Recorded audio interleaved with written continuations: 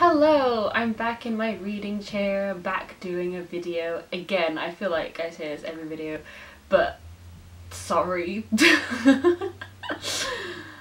It really isn't a me video if it doesn't begin with an apology, so we're gonna just breeze past that.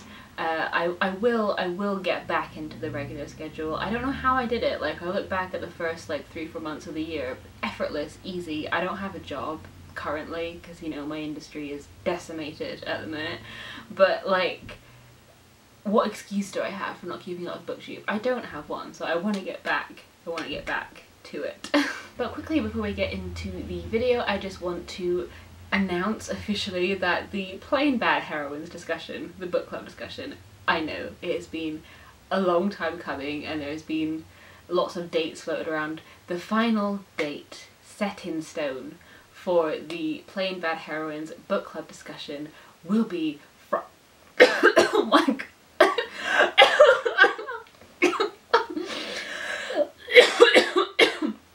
Oh my god, I'm cursed, which is hilarious actually, because the book Plain Bad Heroines is about a school where some girls die and they think there's a curse there, and then many years later they go back there to film a movie reenactment of what happened.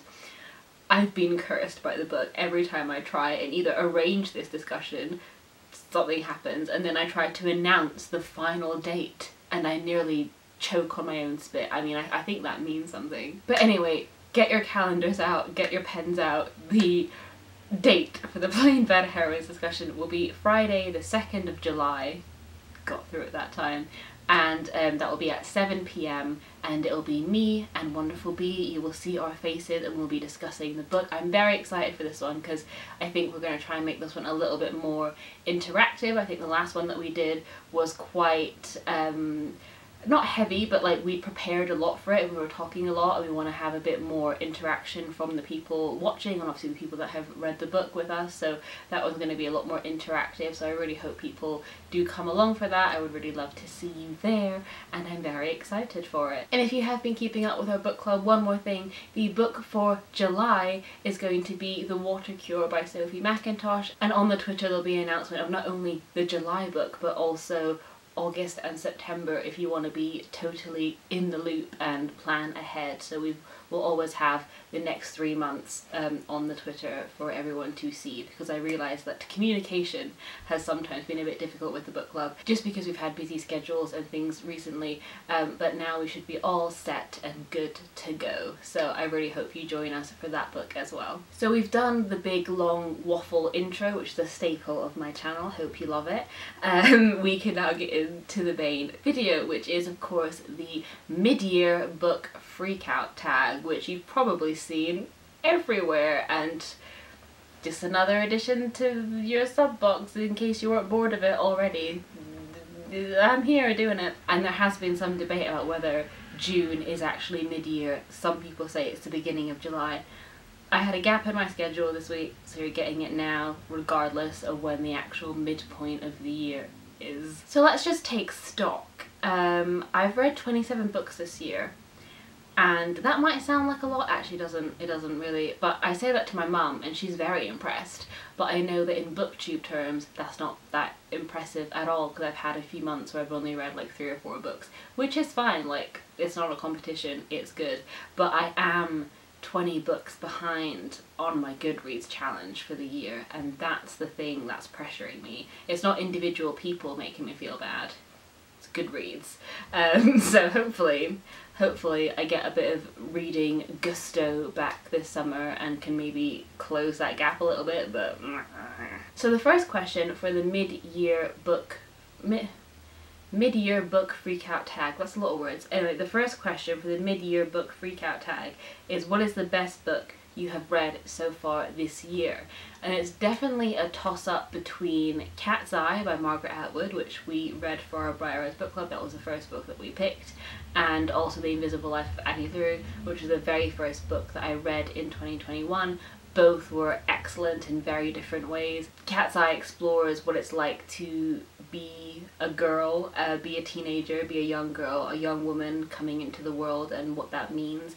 and then also navigating friendships with other girls, and when those friendships are toxic and sometimes violent, and I went to an all-girls private school, so I have some insight into that world and the way that Margaret Atwood communicates and verbalizes and creates that atmosphere is really quite astonishing and quite palpable, and it's definitely one that, you know, has stuck in my mind since reading it. Same with Addie in a very different way. It's about a very different topic, but again, it's the crux of that novel is about making a mark in the world and what that means and why that's important, and that's just the message that I really connect with on a deep level.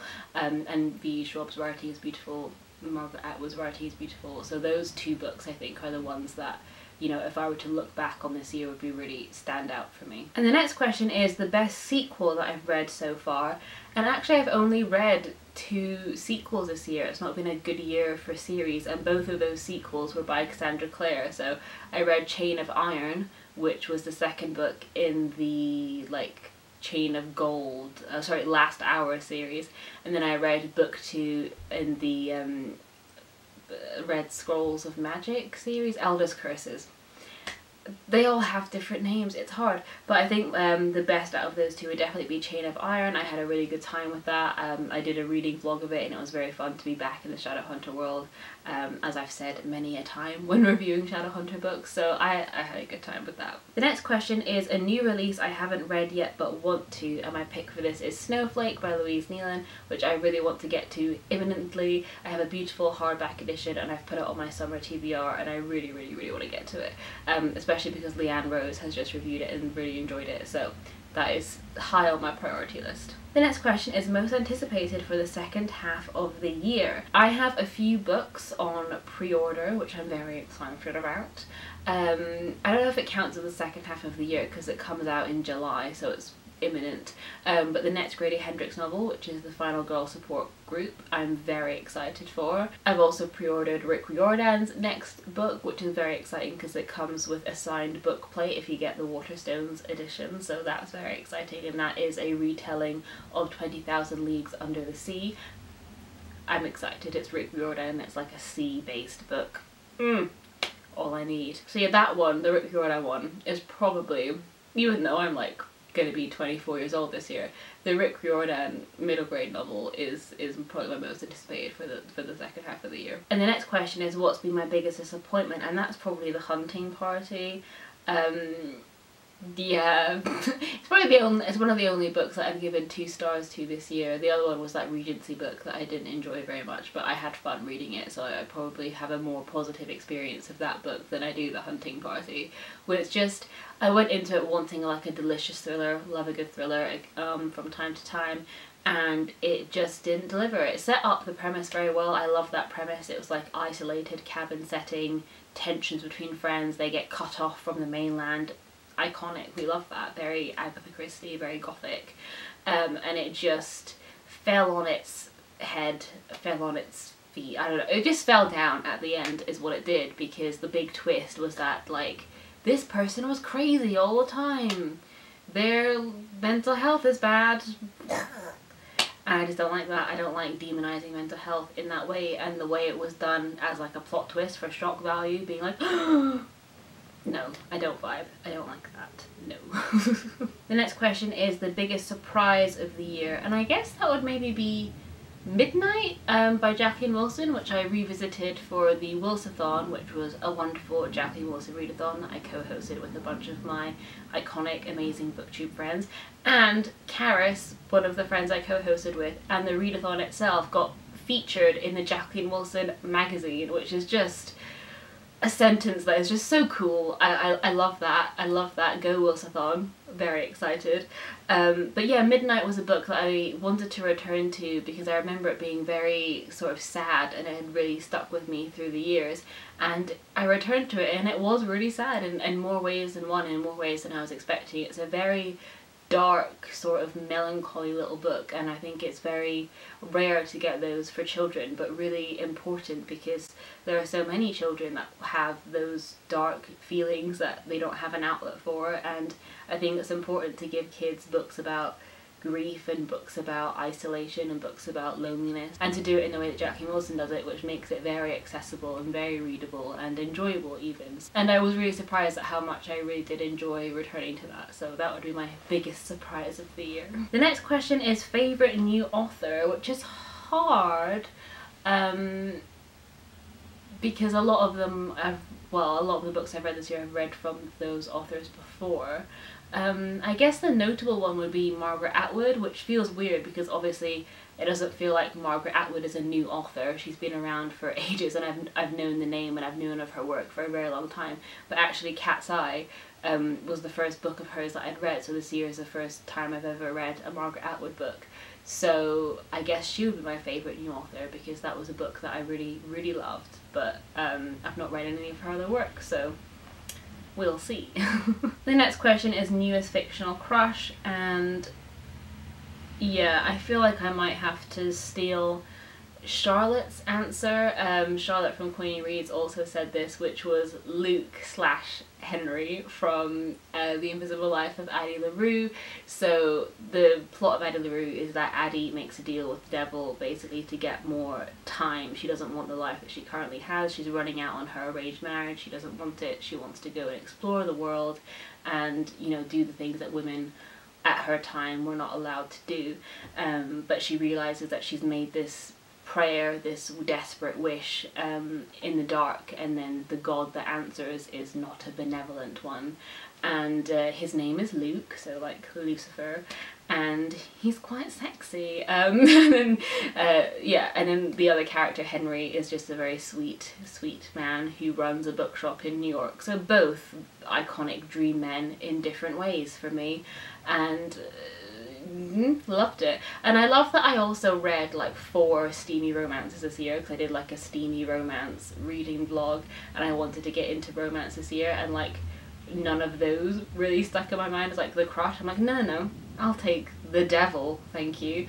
But I guess if I was to pick like a romantic lead out of the rom-com books that I did read, probably would be Red from Get a Life, Chloe Brown, because he was my favourite of all of the dishy fictional men that I read for that romance reading vlog thing that I did. But still not as good as the devil, apparently. The next question is newest favourite character.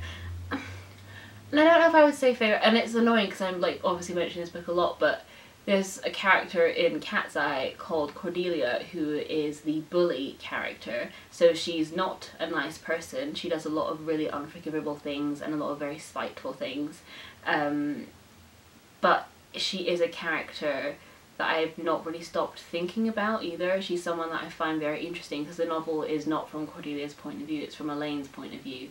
And when their friendship sort of sours, you don't really know what happens to Cordelia, and I just find that such an interesting dynamic, you know, bully and victim, but then the labels bully and victim switches and their dynamic can change literally on a dime from day to day, from hour to hour. And that's something that stuck with me. So I wouldn't say she's a favourite character, but she's definitely a character that I found myself like thinking about like since finishing the book. The next question is book that made me cry, and as we all know, I mean if you've been here since January, you would know that I read Little Life this year, so that probably has to go here. I didn't sob while reading the book. I feel like I find that quite hard. I find that quite hard to do because obviously when you're reading, you're sort of reading, so it's hard to like take, what am I trying to say? I didn't actively cry whilst holding the book, but in the in-between sections where I put the book down and was just thinking about the characters and I was in a melancholy mood for about 3 days, I cried in those intervals. So that counts. I'm counting that as my book that made me cry. There we go. And then the next question is book that made me happy. And I guess, I don't know, probably the books that I read for the Wilsathon, I mean that was the most like fun I had reading this year, simply because I was doing it with all my friends and I was vlogging it, and the new Tracy Beaker show was coming out. That was just a very exciting week, and I got to, you know, rediscover some nostalgic faves, which is always something that I love to do. I'm a very nostalgic person. So I guess that was the books that made me happy, but yeah, looking at what I've read this year, there were not a lot of books on there that would be described as like cheery, apart from the rom-coms, I guess. But yeah, I'd say Jackie Wilson, the Wilsathon books that I read this year were the books that made me the happiest. And the next question is the most beautiful book you bought this year, and that is easily Plain Bad Heroines, which, like I said, we will be discussing on Friday the 2nd of July. And obviously I bought this for our book club, we read it for our book club, and the cover is stunning. It's just gorgeous. It's that bright yellow, bright pink, big old wasp on the front. I just think it's gorgeous. I love it. And then the last question, or prompt I guess, is just favourite book community members, and I feel like you all already know that, but I will leave a list of them in the description because they're wonderful and you should go and follow and subscribe to them. Thank you so much for watching my mid-year book freakout tag. Let me know if you're freaking out about how many books you've read this year or haven't read this year, and we can chat about it in the comments. What has your favourite book this year been so far? And I will see you very soon with another video soon. And don't forget to come to our book club discussion if that's something that you want to do. All the details will be in the description and the link to the Twitter and all of that good stuff. I will see you soon with another video soon.